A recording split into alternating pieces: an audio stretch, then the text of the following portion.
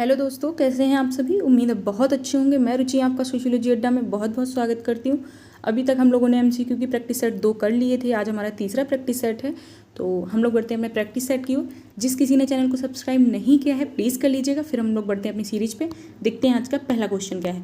तो पहला क्वेश्चन देखते हैं। निम्नलिखित में से किस सिद्धांत ने यह तर्क दिया है कि निर्धनता श्रम के पर्याप्त कठोर विभाजन जिसने धनी का पक्ष लिया है तथा निर्धन को हाशिए पर धकेला है कि अंतर्राष्ट्रीय राजनीतिक अर्थव्यवस्था के विकास का एक प्रत्यक्ष परिणाम है। किसी ने एक तर्क दिया है कि जो धनी वर्ग है उसका कठोर ऐसा विभाजन किया है कि धनी वर्ग का पक्ष लिया है, निर्धन को हाशिए यानी कि नीचे की ओर धकेला है। ऐसा किसने कहा है? तो विश्व व्यवस्था सिद्धांत नहीं, उदारवाद नहीं, नव उदारवाद ने नहीं, उत्तर आधुनिकतावाद ने भी नहीं। उदारवाद में मतलब होता है दोनों का पक्ष लेगा तभी वह उदारवाद है। नव उदारवाद भी वही है, उससे जुड़ा है, और उत्तर आधुनिकतावाद भी वही है। लेकिन किसने दिया है? तो विश्व व्यवस्था सिद्धांत ने इस बात को बोला है। तो आप इस चीज़ को याद रखेंगे, विश्व व्यवस्था सिद्धांत को।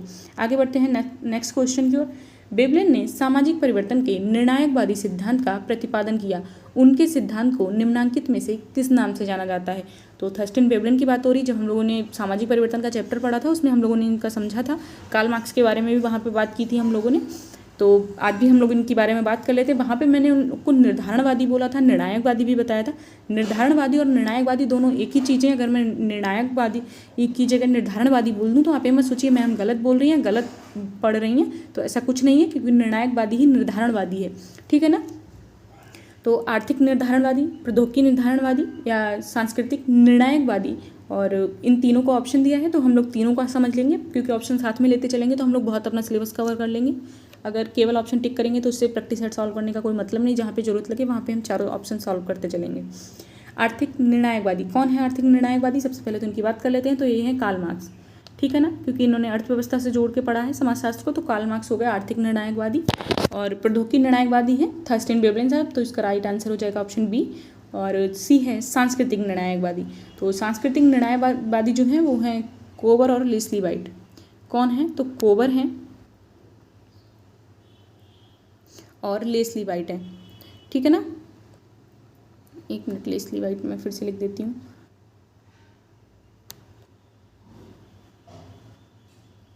कोबर और लेस्ली वाइट क्या हैं? तो वो हैं सांस्कृतिक निर्णायकवादी या निर्धारणवादी, ठीक। लेस्ली वाइट हो गए और कोबर हो गए। लेकिन अगर आपसे इसी क्वेश्चन में पूछा जाता है कि सांस्कृतिक निर्णायकवाद किसने दिया, तो सांस्कृतिक निर्णायकवाद दिया है क्लार्क बिस्लर ने। तो आपको क्लार्क बिस्लर का नाम भी याद रखना है, क्योंकि क्वेश्चन आपको कंफ्यूज कर सकता है। सांस्कृतिक निर्णायकवाद और सांस्कृतिक निर्णायकवादी दोनों अलग अवधारणाएं हैं, तो दोनों के बारे में आपको पता होना चाहिए, इसलिए मैंने बता दिया। इसका राइट आंसर हो जाएगा प्रौद्योगिकी निर्णायकवादी। तो आप इसको सही कर लेंगे। आगे बढ़ते हैं नेक्स्ट क्वेश्चन की ओर। निम्न में से कौन सा सामाजिक नियंत्रण का स्वरूप नहीं है? तो पहले तो आपको पता होना चाहिए कौन सा है, तभी तो आप नहीं छांट पाएंगे। तो चेतन और अचेतन पहला, बी है सहयोग और संघर्ष, सी है प्रत्यक्ष और अप्रत्यक्ष, और डी है सकारात्मक और नकारात्मक। तो सबसे पहले तो बात कर लेते हैं चेतन और अचेतन के बारे में बात किसने की है। तो चेतन और अचेतन के बारे में बात की है कूले ने। तो कूले साहब ने किसकी बात की है? चेतन और अचेतन प्रकार के सामाजिक नियंत्रण की। और सहयोग और संघर्ष कोई नहीं है, तो इसका राइट आंसर बी हो जाएगा। सी है प्रत्यक्ष और अप्रत्यक्ष। तो प्रत्यक्ष और अप्रत्यक्ष की बात करते हैं, प्रत्यक्ष और अप्रत्यक्ष की बात करते हैं कार्ल मैनहीम, ठीक है ना। कार्ल मैनहीम का आप नाम याद रख लेंगे। कार्ल मैनहीम एक समाजशास्त्री हैं। इन्होंने क्या है, सामाजिक नियंत्रण के लिए प्रत्यक्ष और अप्रत्यक्ष के रूप में बताया है। और सकारात्मक और नकारात्मक की बात कौन करते हैं? तो किम्बल यांग है जो वो सकारात्मक और नकारात्मक की बात करते हैं। कौन करते हैं? किम्बल यांग। तो आप इनका नाम भी याद रख लेंगे। किम्बल यांग जो है वो नकारात्मक और सकारात्मक की बात करते हैं, ठीक है। किम्बल यांग हो गए। तो आपको तीनों बता दिए मैंने यहाँ पे, जिससे कि आपको ये है। मैंने अपनी क्लास में इनको नहीं कराया इसलिए क्योंकि आप लोग को वैसे ही बहुत डीप लग रहा था कि मैम बहुत डीप ले जा रही हैं, क्या इतना पेपर में आएगा, नहीं आएगा। तो यहाँ पे प्रैक्टिस सेट का ही क्वेश्चन है, जब प्रैक्टिस सेट में इतना डीप पूछ लिया गया है। बस आप लोगों को पता नहीं है क्वेश्चन कहाँ से पूछा जा रहा है, आप टिक करते जा रहे हैं। आपको लग रहा है प्रैक्टिस सेशन करने से ही अगर आप लोग का सब भला हो जाने वाला है, तो क्लासेस की कोई ज़रूरत नहीं है। तो आप लोग बहुत गलत सोच रहे हैं। क्यों? क्योंकि आपने सामाजिक नियंत्रण पढ़ा है लेकिन आपने उसके प्रकार नहीं पढ़े। आपको लग रहा है मैम बहुत डीप लेके जा रही हैं। तो आप प्रैक्टिस सेट के क्वेश्चन ही देख लीजिए कहाँ से आ रहे हैं। मैं आपको बता रही हूँ, ये मैंने कराया भी नहीं, क्योंकि मैंने आपको जितना करा दिया आपको उतना ही बहुत डीप लग रहा है। तो मैं अगर इतना करा देती तो आपको लगता है शायद मैम टीजीटी पीजीटी या नेट की प्रिपरेशन कराने लगी। तो मुख्य सेव का भी एक अच्छी जॉब है, उसमें भी अच्छा ही पूछा जाएगा आपसे। जो सिर्फ हम लोगों ने अभी तक ऊपर ऊपर का पढ़ा है वो नहीं पूछा जाएगा, आपको ये चीज़ याद रखनी पड़ेगी।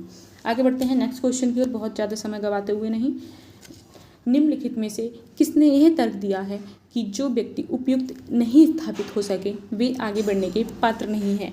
तो ऐसा किसी ने समाजशास्त्री ने कहा है कि जो व्यक्ति समाज में स्थापित खुद को नहीं कर पाता है वो आगे बढ़ने के लायक नहीं है। तो ऐसा किसने कहा है? पहले तो हम लोग जीव विज्ञान की बात कर लेते हैं। सर्वाइवल ऑफ द फिटेस्ट की बात किसने की है? तो बात की है डार्विन ने।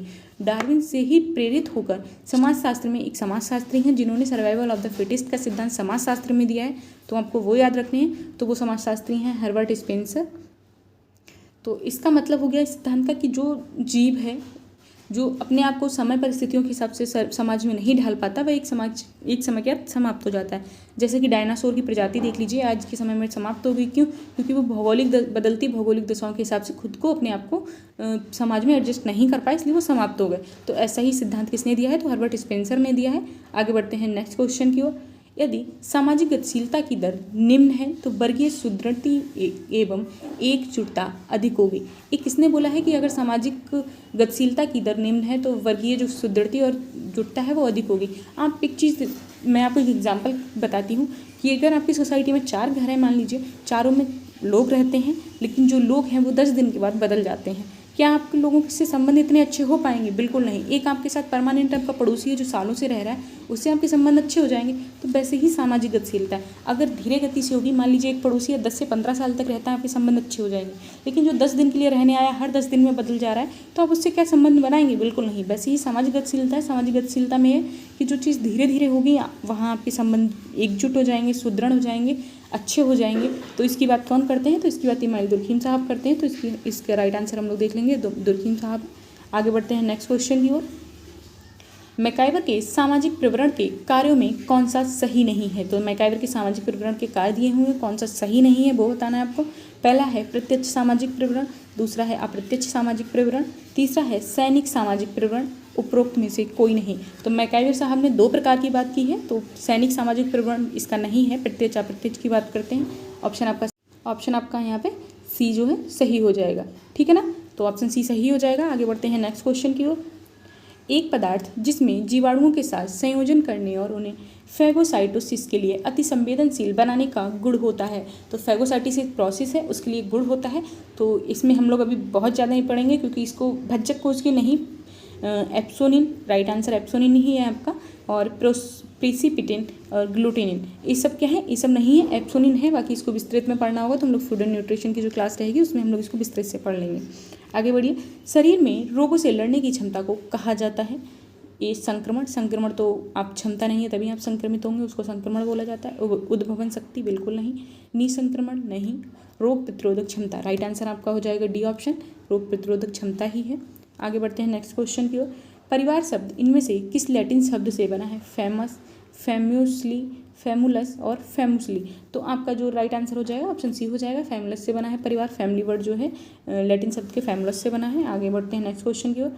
विवाह समाप्त करने का उपाय है शिक्षा का प्रचार व प्रसार, दहेज पर प्रतिबंध, कानून लगाया जाए, सही निर्णय लेने में सक्षम हो, उपयुक्त सभी। तो आपके लिए राइट आंसर क्या हो जाएगा? सभी हो जाएंगे, क्योंकि जो बाल विवाह है उसको समाप्त करने के लिए कहीं ना कहीं सभी कारक जिम्मेदार है। तो हम लोग इसका राइट आंसर क्या है? सभी लगाएंगे। आगे बढ़ते हैं। जहाँ पति पत्नी एवं बच्चे ही मात्र एक साथ मिलजुल कर एक छत के नीचे रहकर एक ही रसोई में खाना पकाते हैं तथा खाते हैं तो उसे कहते हैं। तो ऐसे परिवार को क्या कहा जाएगा? अगर सभी लोग एक ही छत पे नीचे रह रहे हैं, सभी लोग नहीं, सिर्फ पति पत्नी और उनके बच्चे हैं, वो भी मात्र लगा है वर्ड, इसलिए आप इसको और समझेंगे, मात्र लगा है। तो हम मात्र वर्ड को बहुत ध्यान से देखेंगे, मात्र वर्ड लगा है तो ये व्यक्तिगत परिवार का प्रकार हो जाएगा। बहुत ज़्यादा सोचने की ज़रूरत है नहीं इसमें, और विकल्प बोल के मैं आपका समय नहीं बढ़ाना चाहती, समय नहीं है इतना हम लोग के पास। परिवार नियोजन का कार्य करने का उद्देश्य मानव जीवन पर प्रतिबंध लगाना नहीं है बल्कि उसको समृद्ध बनाना है। यह कथन किसका है? तो परिवार नियोजन की स्कीम आई थी, लोग को लग रहा था कि हमारे परिवार पे क्या है, प्रतिबंध लगाया जा रहा है, सीमित किया जा रहा है, तो उसको ऐसा नहीं है। अगर सीमित बच्चे होंगे तो कहीं ना कहीं आपका परिवार ही समृद्ध होगा। ये कथन किसने दिया है? तो डॉक्टर जी के अग्रवाल जो है उन्होंने ये कथन दिया है। तो ऑप्शन ए हमारा सही है। आगे बढ़ते हैं नेक्स्ट क्वेश्चन की ओर। निम्न में से क्या निम्न माध्यमिक कक्षाओं के पाठ्यक्रम में शामिल नहीं है। अब वहाँ पे देख लीजिए, आपकी बाल विकास तो अलग की चीज़ है, लेकिन आपको जो एजुकेशन का जो टॉपिक है, एनसीईआरटी के टॉपिक हैं, उनसे भी क्वेश्चन आ गया आपकी प्रैक्टिस सेट में। तो अगर मैं कराने लग जाऊंगी, आपको लगेगा मैम बहुत हट के जा रही हैं सिलेबस से, लेकिन आपके प्रैक्टिस सेट में भी क्वेश्चन हैं, तो आप उनको बेस मान के अगर करना चाहते हैं तो कर सकते हैं। मुझे बता दीजिएगा, मैं करा दूंगी, लेकिन मुझे भी नहीं लगता आपको करना चाहिए। क्वेश्चन है तो यहाँ पे ही सॉल्व कर लेते हैं, जितना आता है उतना सॉल्व कर लेते हैं। बहुत ज़्यादा एनसीईआरटी पढ़ने की हम लोग को ज़रूरत नहीं है, लेकिन हाँ, एनसीईआरटी से कहीं ना कहीं बाल विकास का अध्ययन हम लोग का बहुत अच्छा हो जाएगा, इसलिए शायद उससे पूछ लिया गया आपसे। तो निम्न में से क्या निम्न माध्यमिक कक्षाओं, यानी कि जो निम्न माध्यमिक कक्षाएं हैं, यानी कि 1 से 5 तक की कक्षाओं की बात हो रही, के पाठ्यक्रम में शामिल नहीं है सिलाई, कढ़ाई, स्वास्थ्य एवं स्वच्छता, पारिवारिक व्यवस्था। तो पारिवारिक व्यवस्था जो है वो निम्न माध्यमिक कक्षाओं में शामिल नहीं है। सॉरी, आगे बढ़ते हैं नेक्स्ट क्वेश्चन की ओर। परिवार किस प्रकार की संस्था है। तो परिवार किस प्रकार की संस्था है, आपको ये बताना है। सामाजिक संस्था है, सांस्कृतिक संस्था है, शैक्षणिक संस्था है, उपरोक्त में से कोई नहीं। तो परिवार क्या है, पारिवारिक सामाजिक संस्था है, आपको पता है। आगे बढ़ते हैं हम लोग नेक्स्ट क्वेश्चन की ओर। समृद्धवादी सामाजिक नियोजन में सम्मिलित है। अब समृद्धवादी जो सामाजिक नियोजन में, उसमें क्या क्या सम्मिलित है, आपको ये बताना है। तानाशाही सामाजिक नियोजन, साम्यवादी सामाजिक नियोजन, पूंजीवादी सामाजिक नियोजन, समाजवादी सामाजिक नियोजन और प्रजातांत्रिक सामाजिक नियोजन। तो ये सामाजिक नियोजन के प्रकार हैं। आपको समृद्धवादी में बताना है कौन कौन से सम्मिलित हैं, कौन कौन से नहीं हैं। तो समृद्धवादी में तानाशाही और साम्यवादी 2 सम्मिलित हैं, जिनकी बात कार्ल मार्क्स भी करते हैं। साम्यवादी समाज और तानाशाही समाज की बात तो नहीं करते हैं, लेकिन वर्ग संघर्ष में तानाशाह के बारे में बताते हैं। तो कहीं ना कहीं ये दोनों ऑप्शन सही हैं हम लोग के। नीचे देख लेते हैं कूट में कौन सा सही है। नीचे दिए गए कूटों में सही उत्तर का चयन कीजिए। ऑप्शन ए हमारा सही है, 1 और 2। आगे बढ़ते हैं नेक्स्ट क्वेश्चन की ओर। भारत में नारी विकास एवं कल्याण हेतु राष्ट्रीय नीति कब बनाई गई थी। तो महिलाओं के विकास के लिए राष्ट्रीय नीति कब बनाई गई, हम लोग को वो बताना है। तो 1976 हम लोग को याद रखना है, 1976 में बनाई गई थी। आगे बढ़ते हैं नेक्स्ट क्वेश्चन की ओर। भारत में अनुसूचित जाति यह उदाहरण दिलाते हैं। तो क्या उदाहरण हैं जो अनुसूचित जाति की बात करते हैं भारत में। औपचारिक समूह, संदर्भ समूह, सामाजिक समूह, गौड़ समूह।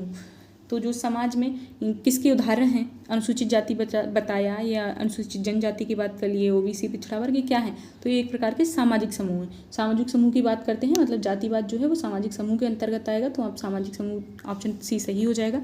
नेक्स्ट क्वेश्चन की ओर बढ़ते हैं। भारत में मद्यपान की समस्या ने निम्नलिखित में से समाज के किस वर्ग को सबसे अधिक प्रतिकूल रूप से प्रभावित किया है। तो आपको एक वह वर्ग बताना है जिसने मद्यपान, यानी कि शराब, जुआन, नशा, ये सब हो गया, तो सबसे ज़्यादा प्रतिकूल, यानी कि सबसे ज़्यादा प्रभावित किस वर्ग को किया है। धनी वर्ग, पर्यटक वर्ग, मेहनत कश वर्ग, विद्यार्थी वर्ग। तो इसमें जो सबसे ज़्यादा प्रभावित हुआ है मेहनत कश वर्ग हुआ है। अब गाँव में देख लेंगे मजदूर वर्ग जो होता है काम करने के बाद, तो उन पर कहीं ना कहीं उनको शराब की इतनी बुरी लत होती है कि शाम को जब वो काम करके आएंगे तो थक हार के शराब पिया और सो गए। तो वो क्या है, सबसे ज़्यादा प्रभावित हुआ है मेहनत कश वर्ग। आगे बढ़ेंगे नेक्स्ट क्वेश्चन की ओर। मादक द्रव्य हैं। वैध मादक द्रव्य का दुरुपयोग, अवैध मादक द्रव्य का उपयोग, ए एवं बी दोनों, उपरोक्त में से कोई नहीं। तो मादक द्रव्य पूछा है, वैधता अवैधता नहीं पूछी है। मादक द्रव्य वैध भी होते हैं, अवैध भी होते हैं। गांव में आप देखेंगे अवैध तरीके से मादक द्रव्य उत्पन्न किए जाते हैं, फिर उनका प्रयोग किया जाता है। तो दोनों हो जाएगा, ऑप्शन सी हमारा सही है इसमें। आगे बढ़ते हैं नेक्स्ट क्वेश्चन की ओर।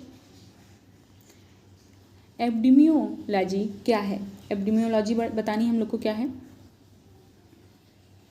बड़ी आबादी में रोग की घटना एवं उसके प्रसार का अध्ययन, बड़ी आबादी में कुपोषण का अध्ययन, बड़ी आबादी के लिए स्वास्थ्य देखभाल के प्रावधानों का अध्ययन, हैजा रोग के निदान एवं लक्षण का अध्ययन।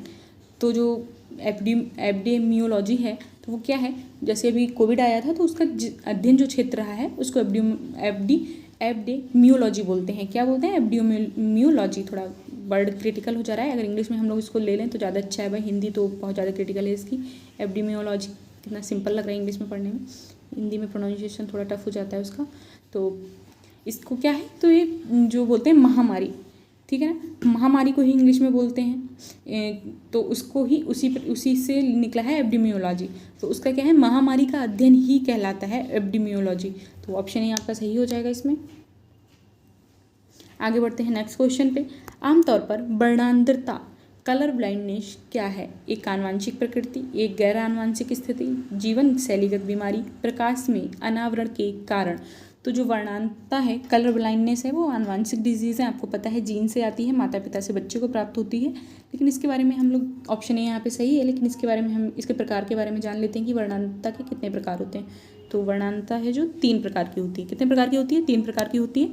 मैं नाम बोल देती हूँ, मोनोक्रोमसी, डाइक्रोमसी, एनोमलस, ट्राइकोमसी। 3 प्रकार हो गए इसके। कौन? पहला मोनोक्रोमसी, दूसरा डाइक्रोमसी, तीसरा एनोमलस ट्राइकोमसी। ठीक है ना। वर्णांतता 3 प्रकार की होती है। मुझे लगा जितना कि अगर आपने ये चीज़ नहीं पता होगी तो मैं आपको क्वेश्चन में वो चीज़ बताते चल रही हूँ। आगे बढ़ती हूँ नेक्स्ट क्वेश्चन पे। एंजियोप्लास्टी में किस रोग का उपचार किया जाता है? तो एंजियोप्लास्टी बहुत सोचने की ज़रूरत है नहीं, इसमें हृदय रोग का होता है। जो ट्यूब बंद हो जाती है उसको डॉक्टर एंजियोप्लास्टी करके खोल देते हैं और जोड़ देते हैं, तो उससे क्या है, हृदय जो ब्लड का संचालन है वो सही तरीके से हो जाता है। तो हृदय रोग के लिए ऑप्शन इसका बी सही हो जाएगा। आगे बढ़ते हैं नेक्स्ट क्वेश्चन पे। निम्नलिखित में से कौन सा विटामिन रक्त के थक्के बनाने में महत्वपूर्ण भूमिका निभाते हैं? तो आपको पता है रक्त का थक्का जमाने के लिए विटामिन के जरूरी होता है, लेकिन यहाँ पे ऑप्शन में विटामिन के नहीं दे रखा है, आप याद रखिएगा। और तो ऐसा कौन सा विटामिन है जो रक्त के थक्के जमाने के लिए भूमिका निभाता है? तो विटामिन B12 जो है वो रक्त के थक्के जमाने में कहीं ना कहीं बहुत महत्वपूर्ण भूमिका निभाता है। इसका नाम साइनोकोबालामिन है, क्योंकि इसमें कोबाल्ट पाया जाता है। एकमात्र विटामिन जिसमें कोबाल्ट यानी कि कोई धातु पाई जाती है वो विटामिन B12 है। तो जो कोबाल्ट है वो कहीं ना कहीं रक्त के थक्के बनाने में महत्वपूर्ण भूमिका निभाता है। तो विटामिन B12 इसका राइट आंसर हो जाएगा। ऑप्शन ए इसका सही है, तो हम लोग इसका ऑप्शन ए सही कर लेंगे।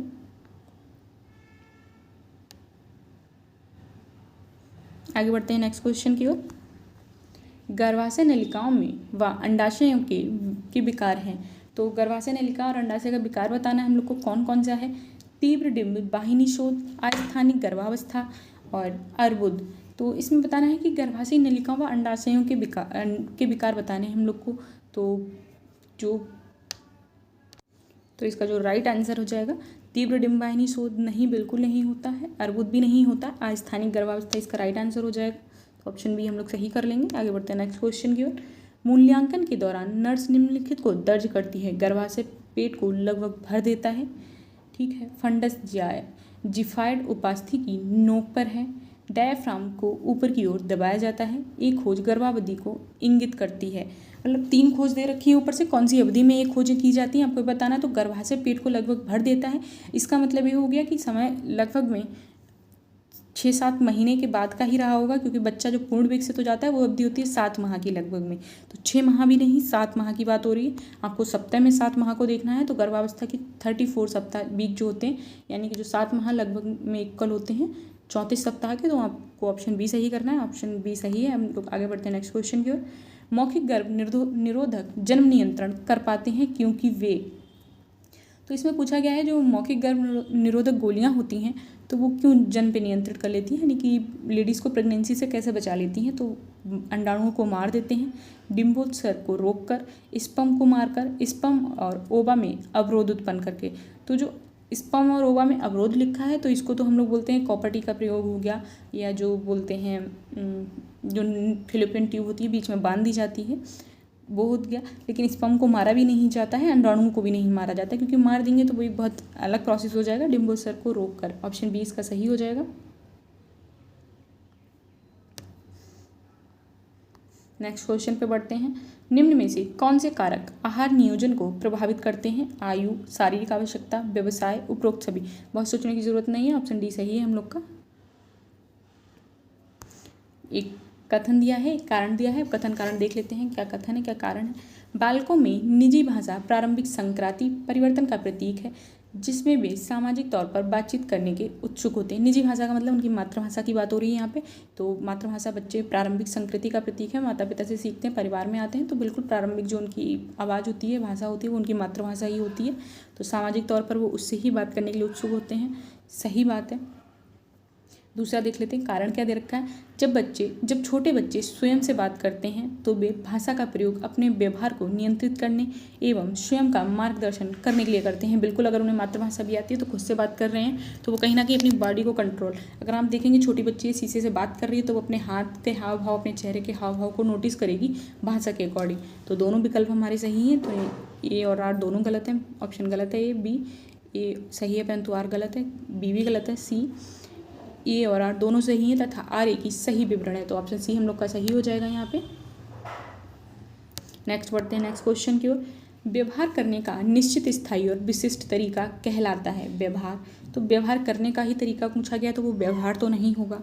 आदत, आदत भी नहीं होगा। चरित्र भी नहीं होगा। ऑप्शन बी सही होगा। सील गुण को कहते हैं व्यवहार करने का निश्चित और स्थायी तरीका, उसके सील गुण कहलाता है किसी व्यक्ति का।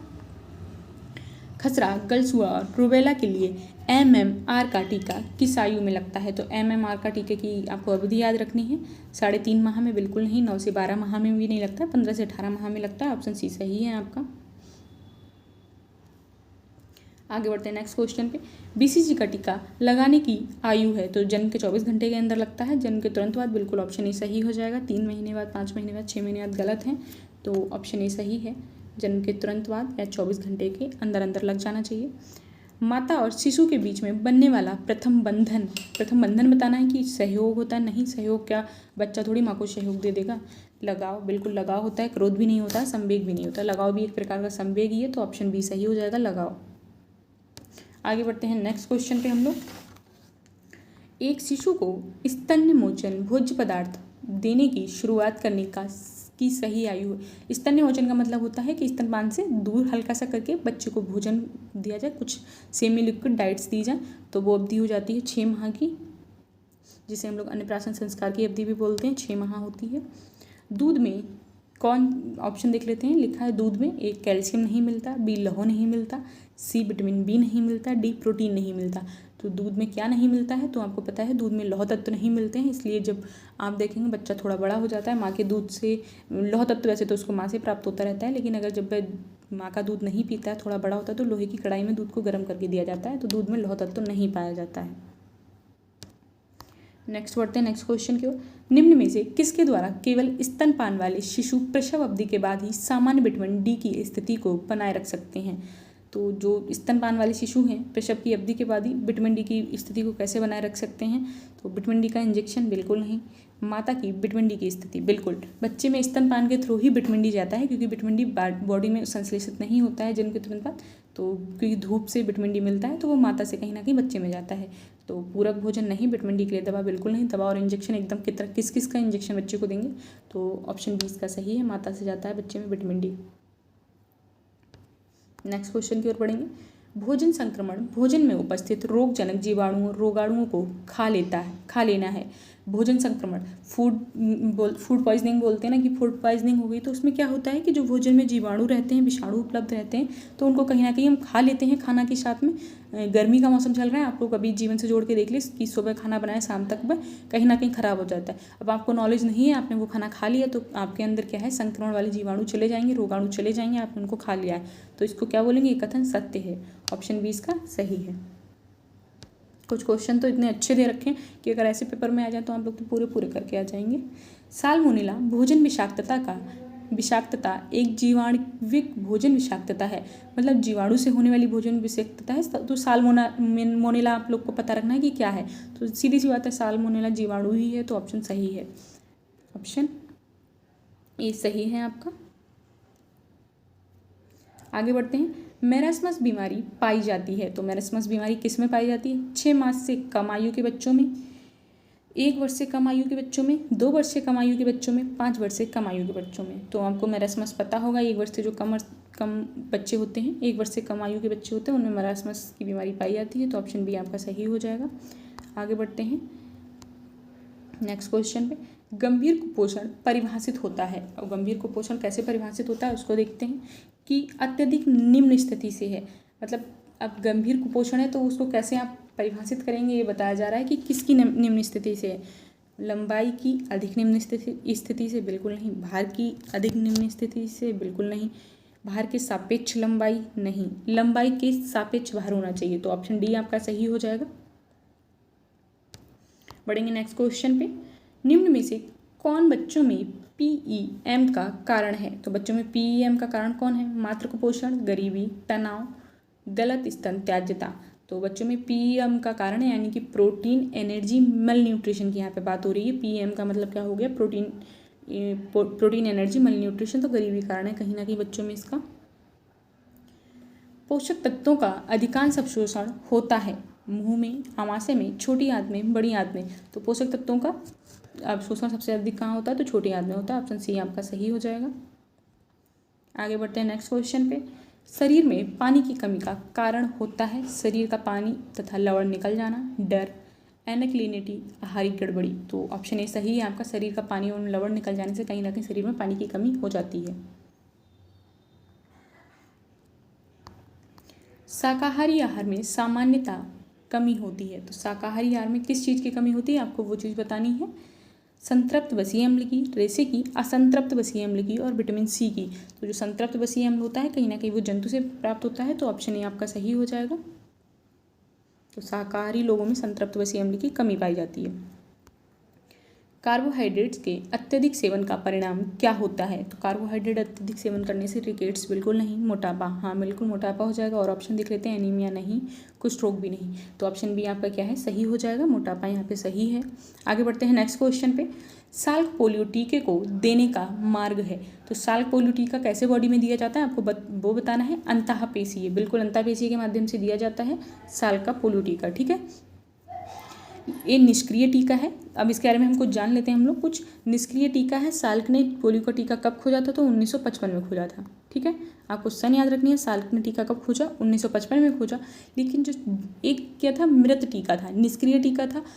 जो अल्बर्ट साबिन थे उन्होंने जीवित टीका खोजा था पोलियो का, तो वो कब खोजा था, 1961 में खोजा था।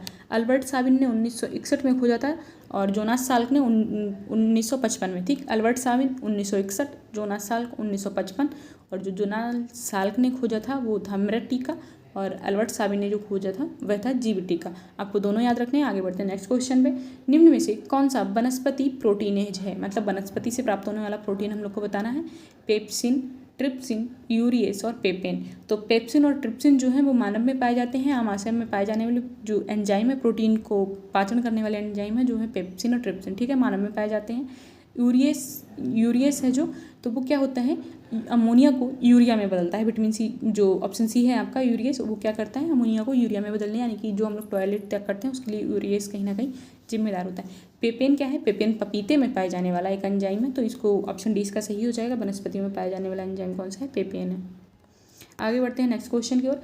विटामिन ए की कमी का नतीजा है। तो विटामिन ए की कमी से कौन सा रोग हो जाता है वो आपको वो बताना है। क्वेशियरकोर नहीं, ऑस्टियोमलेशिया नहीं, पेटेस की बीमारी नहीं और करेटोमलेशिया। करेटोमलेशिया हो जाएगा। करेटोमलेशिया क्या, आँख से संबंधित रोग है।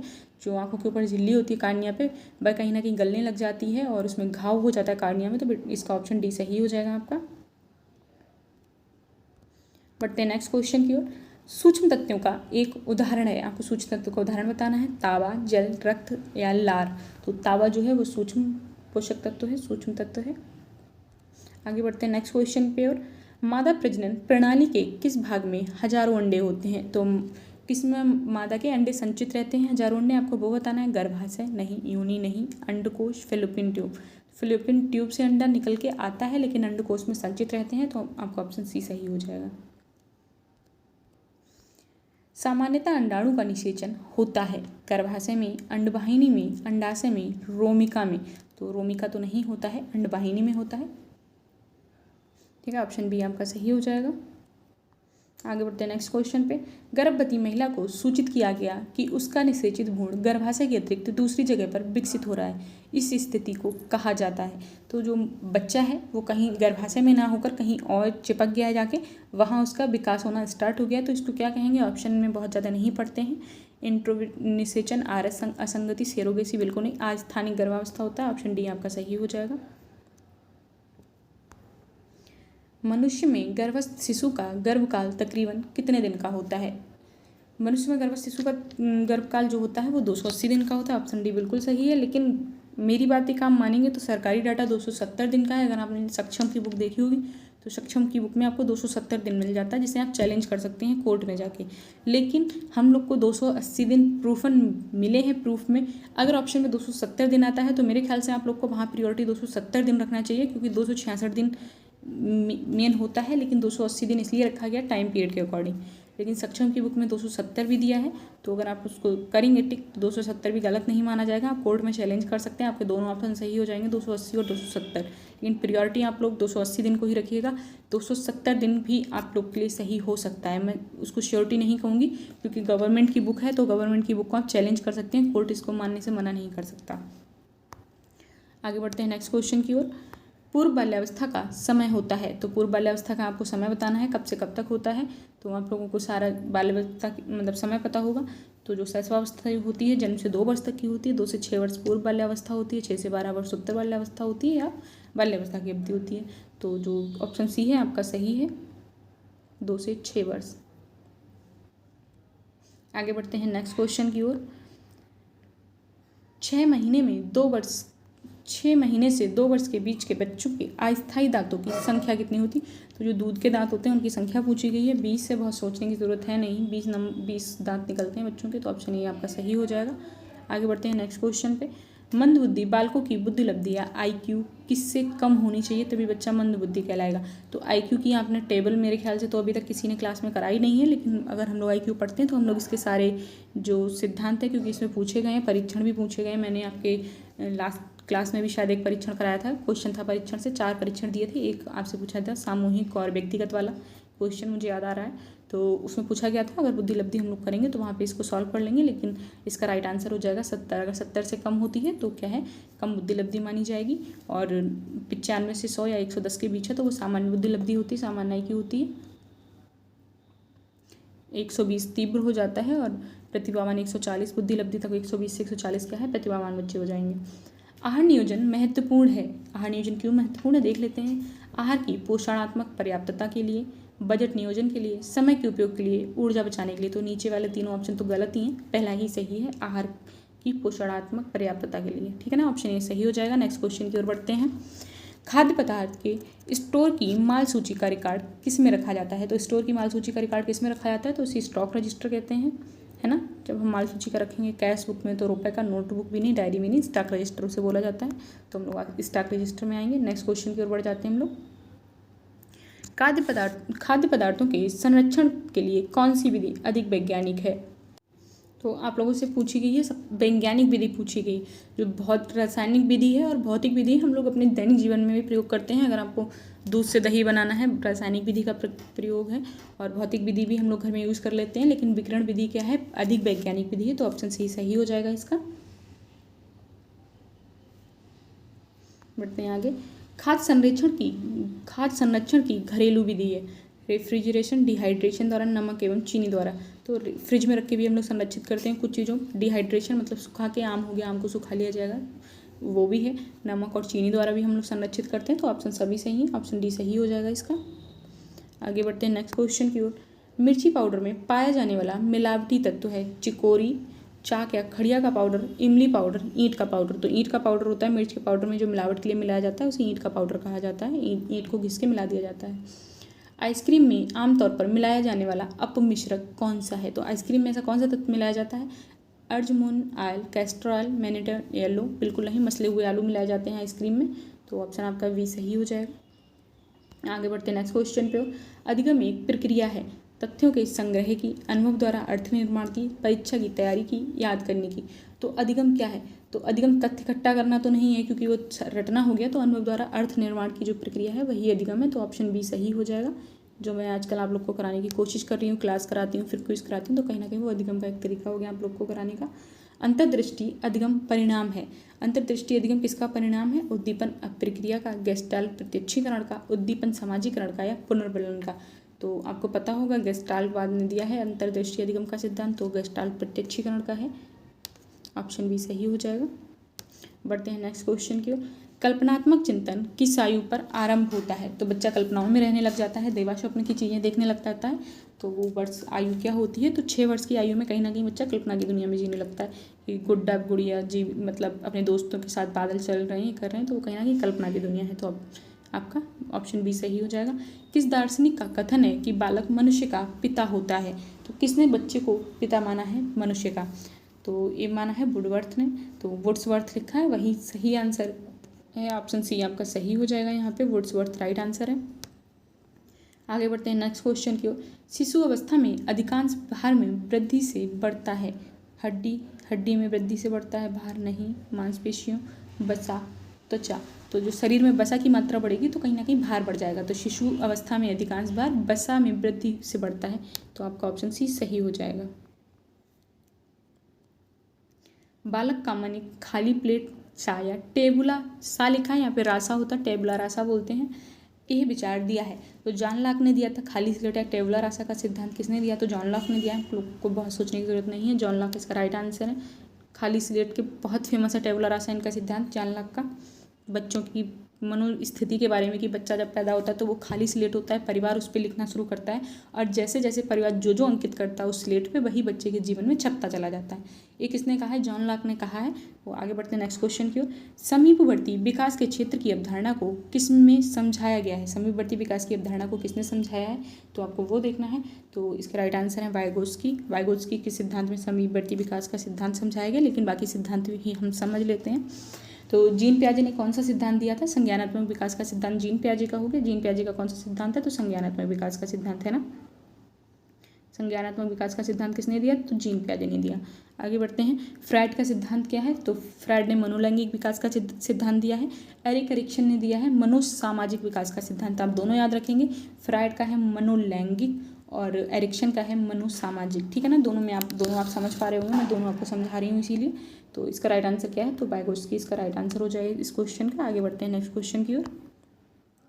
मानवीय अभिप्रेरणा सिद्धांत प्रतिपादित किया गया है। तो मानवीय अभिप्रेरणा सिद्धांत कैसे प्रतिपादित किया गया है? आपको ये चीज़ बतानी है। स्किनर द्वारा, पियाजे द्वारा, पावलोव द्वारा और मैस्लो द्वारा। तो मानवीय अभिप्रेरणा का सिद्धांत मैस्लो ने दिया है, लेकिन बाकी जो 3 दिए हैं उनके सिद्धांत को भी हम लोग समझ लेंगे। तो पियाजे का सिद्धांत तो अभी हम लोगों ने ऊपर बात ही की थी, मनोलैंगिक समाज की बात की थी पियाजे ने। पियाजे ने सामाजिक विकास संज्ञानात्मक विकास के सिद्धांत की बात की थी पियाजे ने। मनोलैंगिक की बात करते हैं सिगमंड फ्राइड, और स्किनर बात करते हैं क्रिया प्रसूत अनुकूलन के सिद्धांत की। पावलोव बात करते हैं क्लासिकल अनुबंधन के सिद्धांत की। तो हम लोगों ने तीनों लोग के सिद्धांत भी आप लोगों ने सुन लिए हैं। कहीं ना कहीं अगर आप नोट कर रहे हैं तो नोट करते भी चलिए, मैं फिर से रिवाइज कर दे रही हूँ। स्किनर का है क्रिया प्रसूत अनुबंधन का सिद्धांत, पावलोव का है क्लासिकल अनुबंधन का सिद्धांत, पियाजे का है संज्ञानात्मक विकास का सिद्धांत और मैस्लो ने दिया है मानवीय अभिप्रेरणा का सिद्धांत। ठीक है। प्रथम मनोविज्ञान प्रयोगशाला कहाँ स्थापित की गई थी? तो जर्मनी के लिप्जिंग शहर में की गई थी। ठीक है, 1879 में। आप सन भी याद रख लेंगे, 1879 है। 1879 में जर्मनी के लिप्जिंग शहर में किसने की थी? तो विलियम वुंट ने की थी। विलियम वुंट ने स्थापना की थी जर्मनी के लिप्जिंग शहर में 1879 में। ठीक है, नेक्स्ट क्वेश्चन में बढ़ते हैं। निम्नलिखित में से कौन अंतरपीढ़ी संघर्ष का उदाहरण नहीं है? अंतरपीढ़ी संघर्ष का उदाहरण नहीं है, आपको वो बताना है। शिक्षक एवं विद्यार्थियों के मध्य संघर्ष, बिल्कुल शिक्षक एक नेक्स्ट पीढ़ी का होगा और विद्यार्थी एक पीढ़ी बाद के होंगे। सास बहू में संघर्ष, हाँ बिल्कुल पीढ़ी में अंतर है। परिपक्व एवं युवा अधिवक्ताओं में संघर्ष, बिल्कुल परिपक्व एक एज के बाद ही परिपक्व होगा इंसान।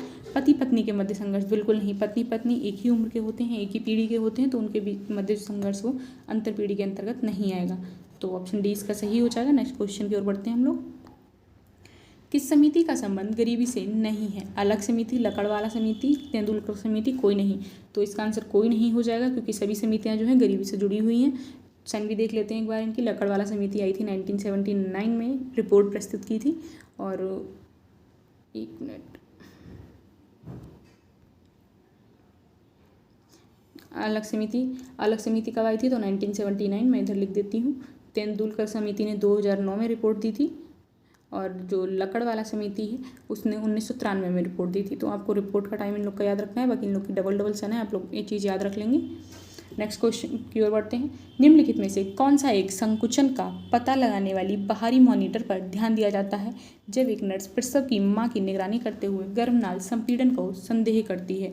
तो क्या है कि जो एक नर्स है वो देख रही है, संकुचन का पता चलता है, बाहरी मॉनिटर पर ध्यान दिया जाता है। नर्स प्रसव में माँ की निगरानी करते हुए, माँ की निगरानी कर रही है नर्स, तो वो संकुचन को देखेगी जो मॉनिटर पर दिखाया जा रहा है उसको। तो इसको क्या कहते हैं? प्रारंभिक मंदन, त्वरण, परिवर्तनशील मंदन, परिवर्तनशीलता।